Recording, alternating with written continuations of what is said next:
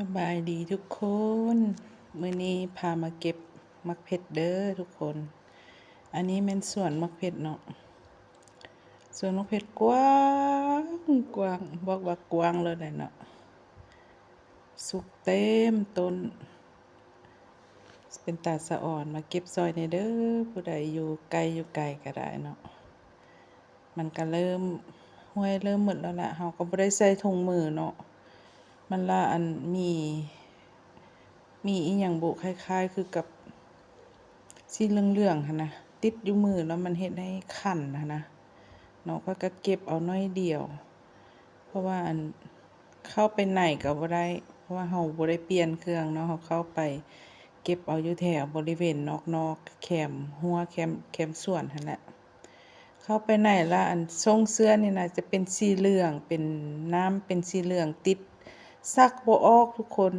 ข้อยก็คิดว่าอันน่ะสวนมักเผ็ดนี่ก็สิบ่มีปัญหาหยังเนาะเฮาเข้าไปเนาะโอ้แท้ๆอันผู้เพิ่นเฮ็ดอันสวนมักเผ็ดน่ะเขาเจ้าเข้าไปเขาเจ้าต้องได้ใส่ถุงตีนถุงมือเนาะใส่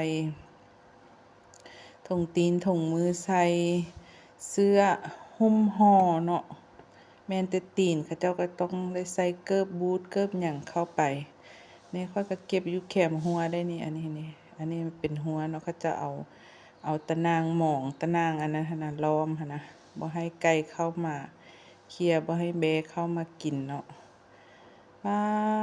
กว้างแท้กว้างว่าสวนมักเผ็ดน่ะเนาะมีแต่อันหน่วยสุกๆหน่วยงามๆพุ่นกว้างๆสุดหูสุดตาไปพุ่นแหละทุกคนเป็นตาสะอ่อนเนาะปานนั้นก็เก็บได้หลายเติบเอามาตากแห้งไว้เฮ็ดอันเผ็ดแห้งเผ็ดป่นอีหยังหั่นนะอยู่เรือนค่อยบ่เปลืองดอกว่าเผ็ดเนาะเพราะว่าบ่ค่อยได้กินเผ็ดพอปานใด